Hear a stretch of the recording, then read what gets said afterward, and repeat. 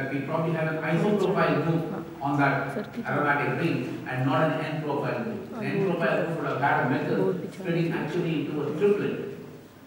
Because this metal group would be a triplet, then this methylene should have been split into, if you assume that they are equivalent, then it's 5 or 6 pieces. But if they are not equivalent, what happens? This will give me a triplet and that will give me a quartet. Then you have a triplet of a quartet, a very congested, very complicated spectrum.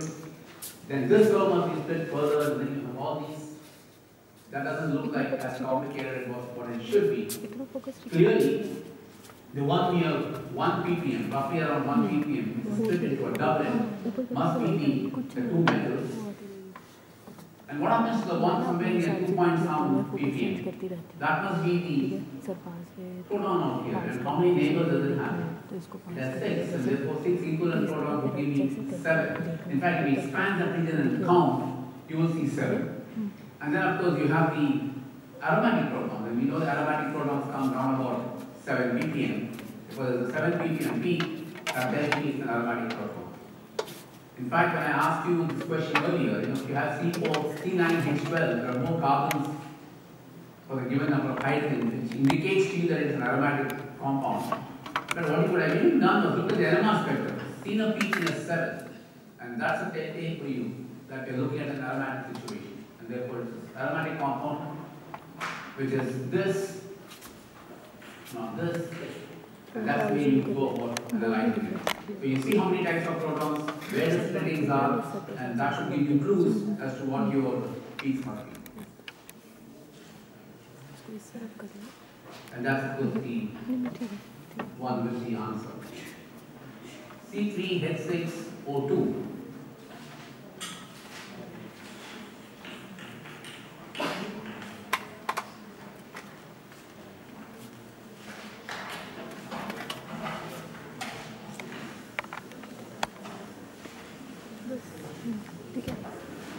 You have something near about 12 ppm, right?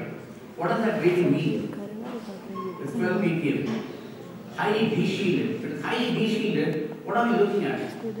Essentially, in terms of your normal chemistry, now we have some acidic proton.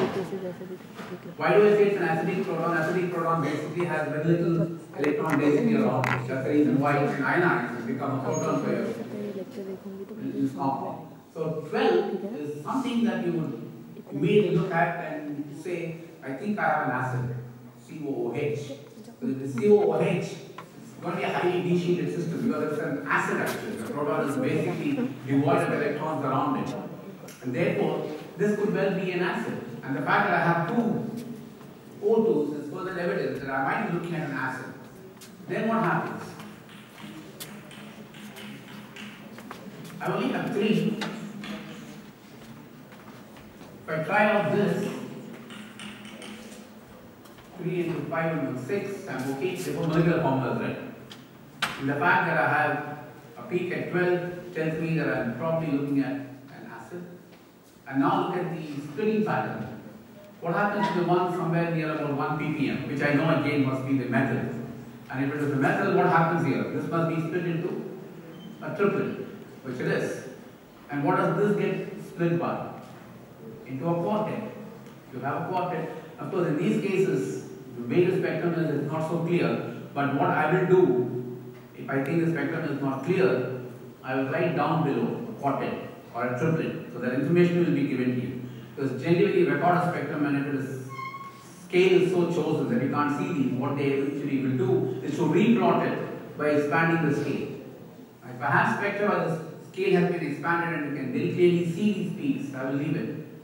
But if I think the scale is not so appropriate for you to be able to see the splits, then I will write down below somewhere the triplet or a quartet or whatever. Use that information and then come back and tell me what the molecule is. So in this case, the first one would be a triplet because this would split this. This would split the methylene into a quartet. And I have the other one sitting right there near about 12 ppm, which must be the acid. So if I have a spectrum of this sort, it clearly tells me that I'm really looking at propionic acid. Of course, you don't even need the molecular formula. If I had to give you, if I were to give you the number of protons or the integration based on which if I told you how many protons you have of each type, you probably would have guessed in any case that what this compound is. You would have told me it's propionic acid without even the molecular formula information. And that's basically what it is. Look at this compound. Slowly we start putting in more functional groups.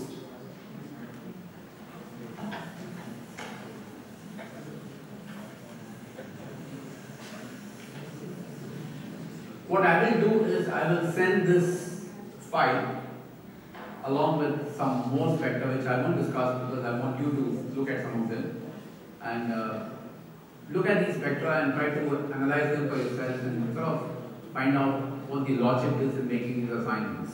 So I will send this to you by tonight so that you can take a look at these spectra. Okay, now you have C4H8O2.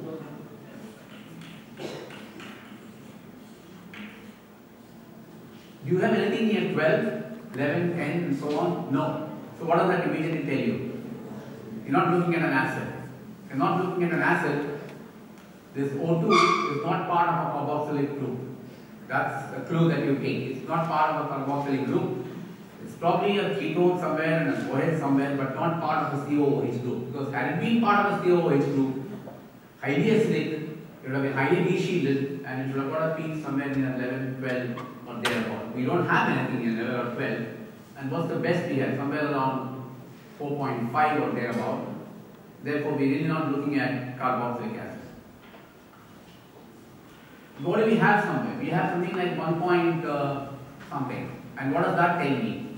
I probably have a metal.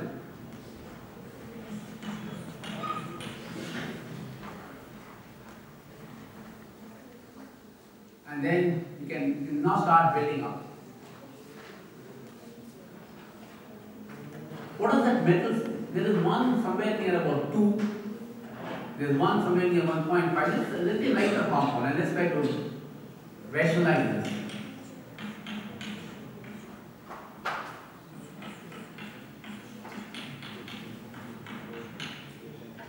See, one way to do this would be to write all possible molecular formulas and see which one fits this the best.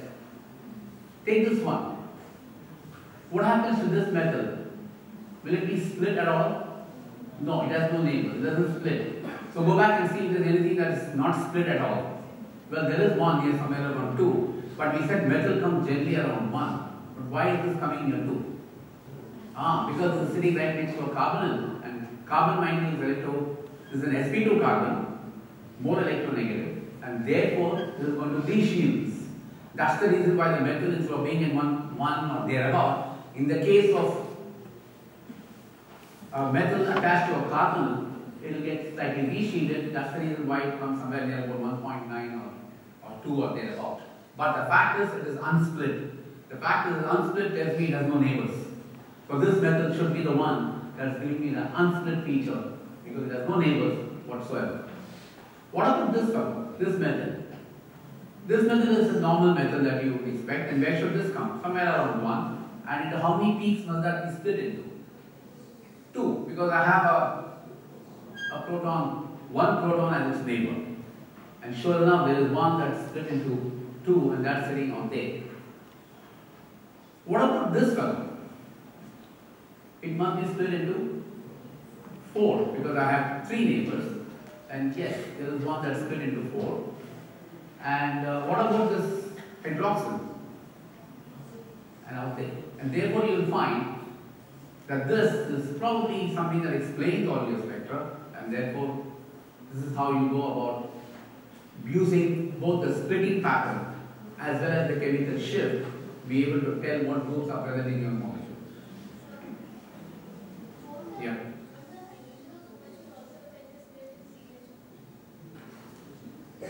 One, two, three, there's 4 bonds away.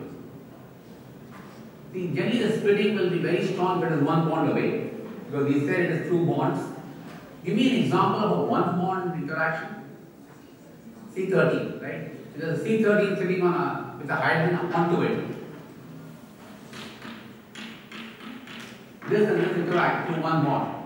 So it's a 1 bond interaction. It's going to be quite strong.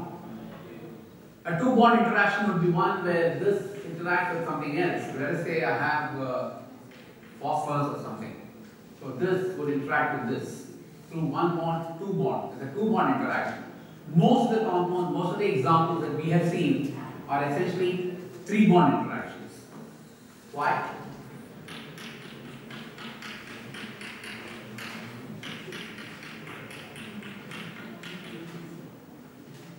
This hydrogen interacting with this hydrogen is actually one bond, two bond, three bond. It's a three-bond interaction. Strong. But by the time I get to the fourth bond, it drops off. It's something like your inductive effect, and it drops off very rapidly after that. And that's the reason why you really don't see four-bond interactions and five-bond interactions.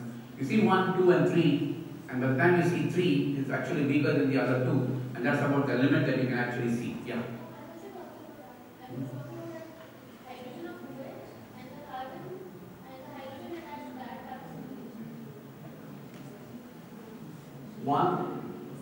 Oh, this one. Yes. But I think what's happening over there is that you've probably not seen the split over there.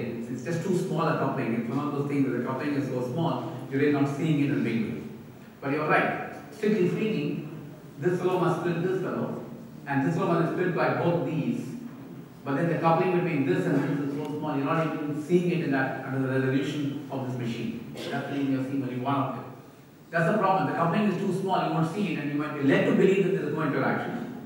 But then you have to then look at the spectrum and see what's best that you can assign. So in this case, you have to accept the fact that that coupling is so small, you're just not seeing it in this case. I said there are two possibilities. The other possibility is what? There are two non-equivalent protons having accidentally the same splitting, same coupling. And that can even be confusing because you start getting not a quartet or a doublet or whatever. You get the spectrum as if they are equivalent protons. They're not equivalent. They just happen to have a coupling constant that is accidentally the same. So you've got to watch out for such things that happen. Very low coupling, accidentally equal coupling constants and so on. But as I said, in most of the experiments that I would give you, or most of the spectra I would give you, you will try to avoid these complications of accidental equality in coupling constants.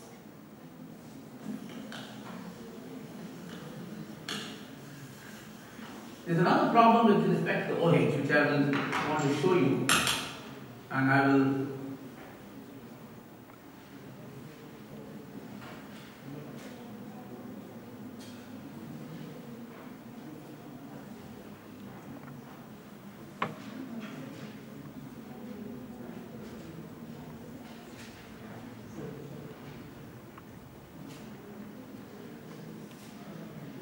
these are some of the other spectra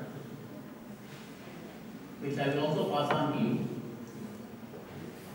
And this is basically methyl acetate. And you have two methyl groups. One of them, where will that show up? It's attached to a carbonyl. So where do you expect it to? We just saw that a little while ago. It doesn't show up at 1, it shows up somewhere around 1.8, 1.9, 2 or thereabout. That's what you see. And what about the other metal? It's actually attached to an oxygen. It is a full-blooded electronegative atom, and therefore it is going to be even more de-shielded.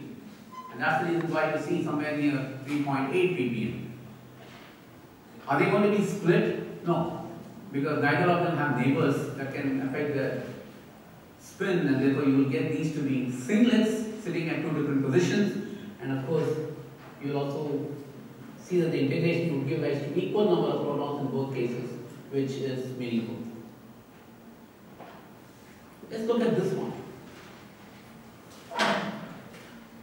Of course, on the little box on the top left, you see that chemical shift is given and the relative area is given. So, just to make life easy, I might even give that information for you. So, you really don't have to worry about where the chemical shift is, by reading off the scale, which cannot be as accurate. Chemical shift 1.2. What does that tell me immediately? 1.2. It's metal. And mind you, relative area is given. So if that is 3, the 3.65 is another peak, and which has a relative area of 1. But how many protons do I have here? It's actually 9:3. So that's the relative area is therefore perfectly fine. So it's 9:3. And of course I can convert relative areas to actual protons if I relate this to the number of protons I have in tetramethylserine. I know what the relative area in tetramethylserine is. I know tetramethylserine has 12 protons, and I can actually convert them to actual number of protons in this case. But for some strange reason, they have given me a relative area, which is perfectly okay. Because I have 12 protons and the relative area 3:1, it should simply mean that I have 9 protons of one type and 3 protons of another type. And the only way you can write that 3:1 ratio is a compound of this sort. Neither of them are going to be split. One will show up at 1 point something and the other one will show up at 3 point something, because the metal is actually attached to an oxygen atom.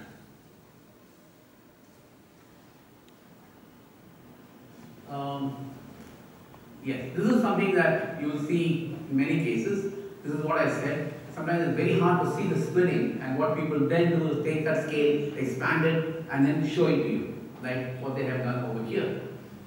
Now, of course, he has made life easy by coloring the protons and coloring the beads, so you know which one goes for which. There's a metal that is sitting onto a methylene. That's your typical alkyl metal, not attached to oxygen or carbon or anything. Therefore, it must be around 1 ppm, and you do have something at 1 ppm, and must be split into 3 because it has got a methylene group attached to it. Therefore, you will find that there are 3 peaks out here. What happens to the methylene is attached to a metal and must be split into 4, and therefore you see that the one somewhere near about 3 is actually split into 4 peaks. That's given to you there. And that tells me that my flanking carbon actually has 3 atoms, 3 protons attached to it. So the spectrum at 1 and 3 actually take care of my CH3CH2 group. The one near 7, what should that be? 7 and 8. That must be aromatic. Take the methoxy first. Where does the methoxy come? First, is the methoxy going to be split out?